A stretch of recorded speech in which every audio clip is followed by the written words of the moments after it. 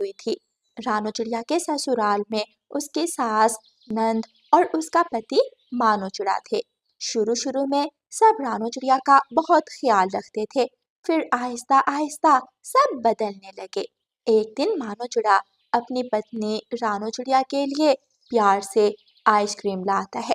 मानो जी, आपने माँ जी और पारो बहन को आइसक्रीम दी? मुझे एक ही मिली है, मैं और ला दूंगा। नहीं मानो जी, माँ जी को बुरा लगेगा। चले, मैं ये माँ जी को दे आती हूँ। ऐसा कहकर रानू चिड़िया आइसक्रीम लेकर मानो चिड़े की माँ के कमरे में जाती है। माँ जी, मानो जी आइसक्रीम लाए थे, ले आप ही खाएं। हाँ, अब पत्नी माँ से ज्यादा प्यारी हो गई है। कमाल है भाई, हमने पैदा किया, पढ़ाया लिखाया, बिहाया और अब ये पत्नी का हो गया। माँ जी, मानो जी आपकी बहुत इज्जत करते हैं।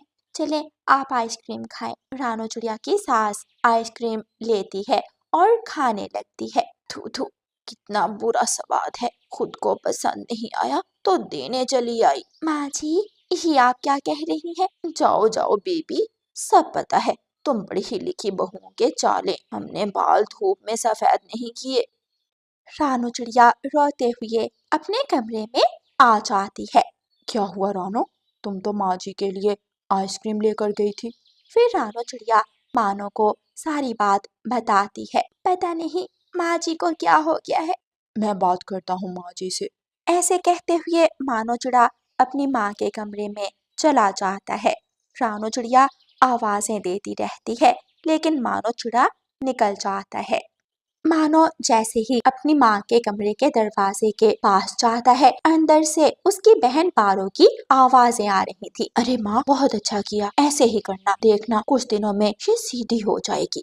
वो तो सीधी है, तुम बताओ तुम कैसे सीधी होगी। मानो बेटा, अब तुम पत्नी के लिए अपनी बहन से लड़ेगा। माँ, इसको समझा लो, मेरा घर बर्बाद ना करे। ऐसे कहकर मानो चिड़ा कमरे से निकल जाता है। सुबह हो जाती है। रानू चिड़िया सबके लिए नाश्ता बनाती है। मानो चिड़ा ऑफिस के लिए निकल जाता है।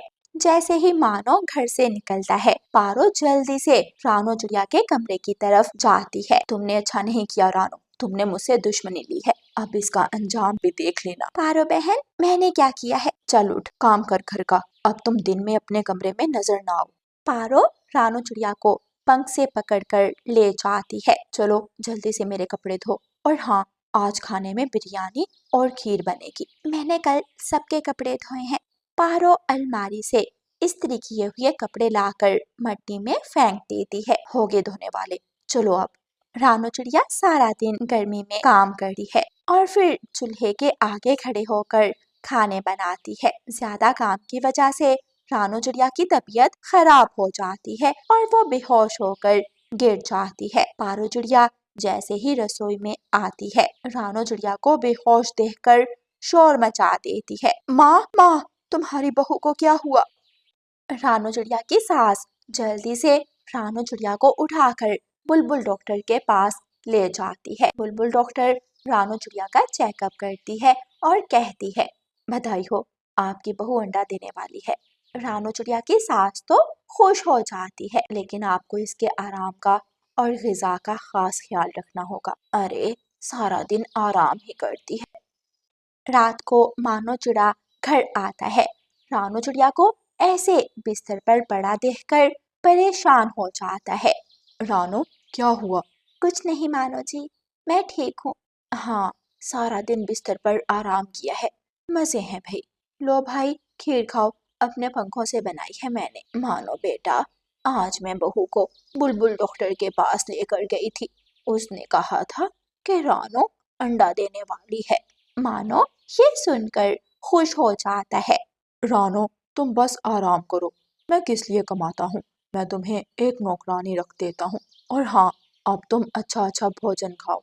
हमारे जमाने में पतियों को फिक्र ही नहीं थी, देखो जरा आजकल के पति। रानू चिड़िया की सास वहां से चली जाती है।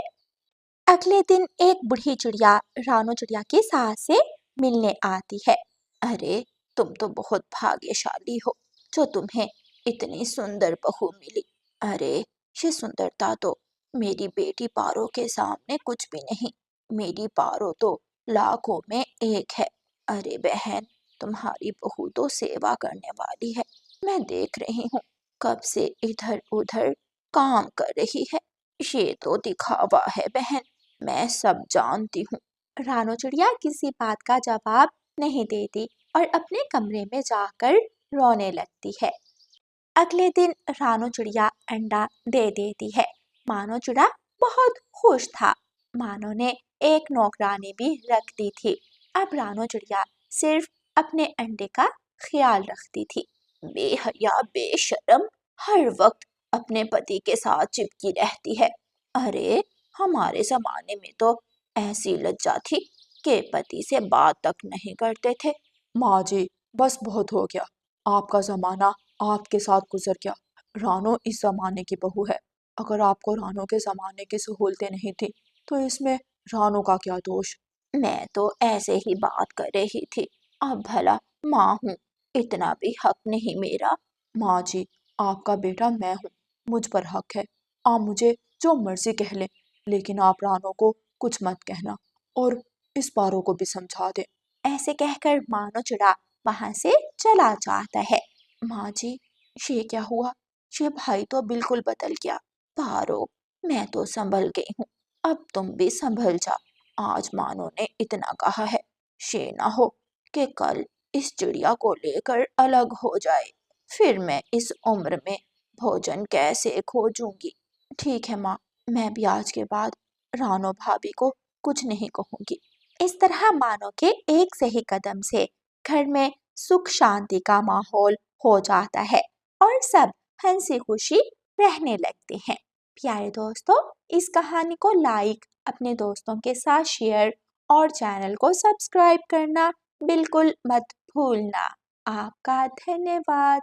राजू, कहाँ हो तुम? कहाँ मर के हो? जल्दी बाहर आओ। गौरी ऊंची आवाज में अपने नौकर को आवाज देती है। आया मालकिन। राजू जल्दी से आता है। जी जी मालकिन। मालकिन के लगते मुफ्त की रोटियां तोड़ते हो, कोई काम धंधा नहीं है। कहाँ मर गए थे? मुझे बुखार है मालकिन। अच्छा रुक, तेरा बुखार अभी ठीक करती हूँ। गौरी एक बड़ा डंडा लेकर आती है और राजू उल्लू की खूब पिटाई करती है। चल अब जल्दी से सारे घर का काम कर। उल्लू बेचारा बुखार में ही गौरी कवि के घर का काम करता है। काम करने के बाद राजू घर से बाहर जाकर पेड़ पर बैठकर रोने लगता है। इतने में वहाँ एक और उल्लू आता है। राजू, क्या हुआ? तुम रो क्यों रहे हो? मेरी मालकिन बहुत जालिम है। मुझे बुखार है, फिर भी देखो कितना मारा है। अभी राजू इतना ही कह रहा था कि गौरी कवि की आवाज आती है। अरे नकम्मे राजू, इधर आ। राजू का दोस्त उल्लू रानो चिड़िया के घर नौकर था। रानो चिड़िया बहुत अमीर और अच्छी चिड़िया थी। वो उल्लू जाकर सारी बात रानो चिड़िया को बताता है। ये तो बहुत गलत बात है, वो गौरी ऐसे क्यों करती है? मालकिन, उसके बाप ने गौरी के बाप से कर्ज लिया था और ब्याज के साथ कर्ज नहीं लुटा पाए। पहले उसका बाप मुलाजिम था और अब राजू। अच्छा, तुम राजू को मेरे घर लाओ, मैं बात करती हूँ।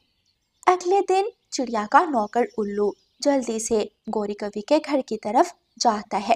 राजू, कहाँ हो तुम? अरे तुम यहाँ क्यों आए? गौरी मालकिन आ गई तो बहुत मारेगी। तुम्हें मेरी मालकिन रानू चिड़िया ने बुलाया है। जैसे ही मौका मिले तुम उनसे जरूर मिलने आना। ठीक है, लेकिन अभी तुम जाओ। उल्लू वापस चला जाता है। इतने में गौरी कवि आ जाती है।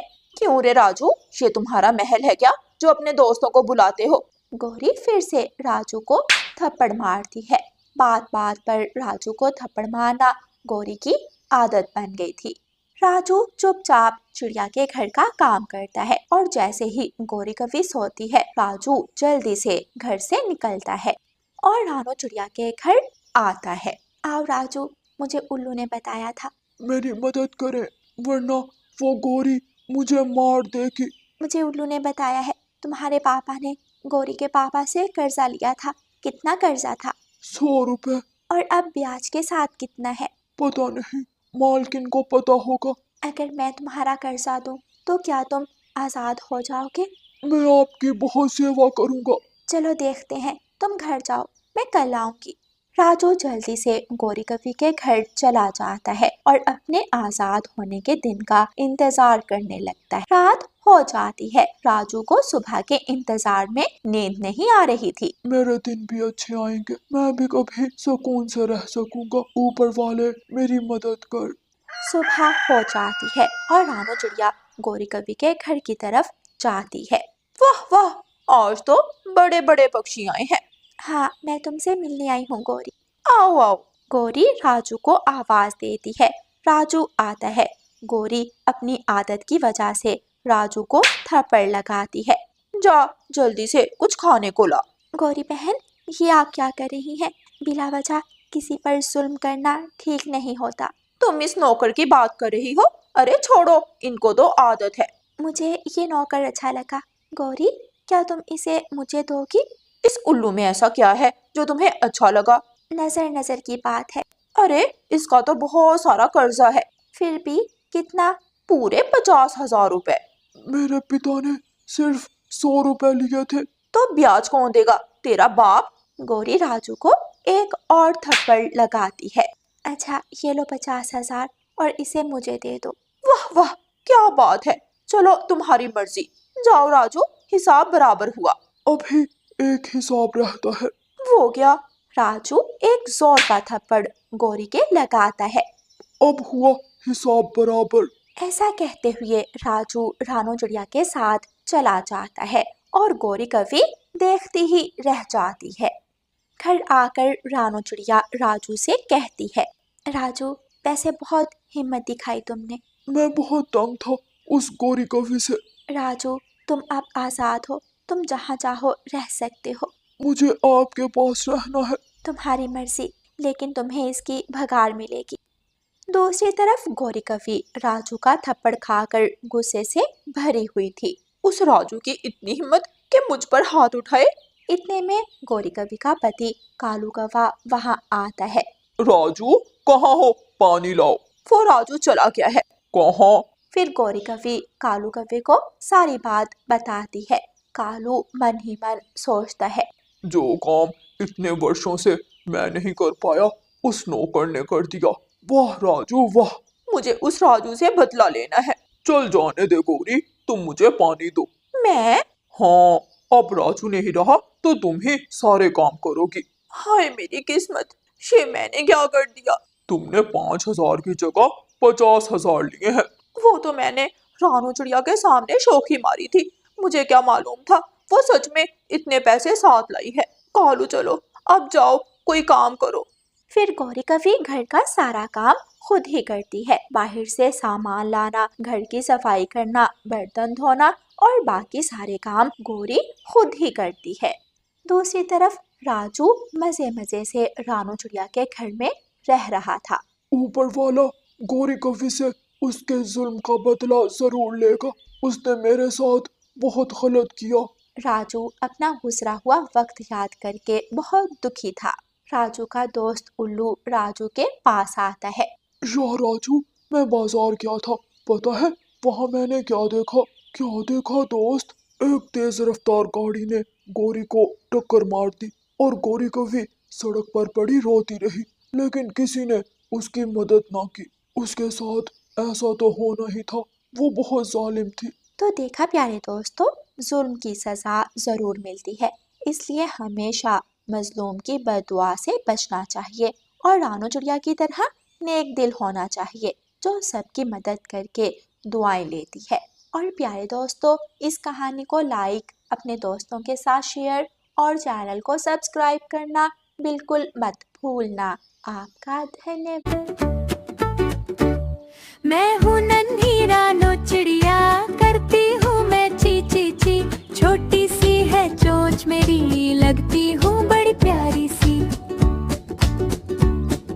सुबह सवेरे उठ जाती हूँ, सबको मैं जगाती हूँ। फुदक फुदक कर डाली पर मीठे गीत सुनाती हूँ।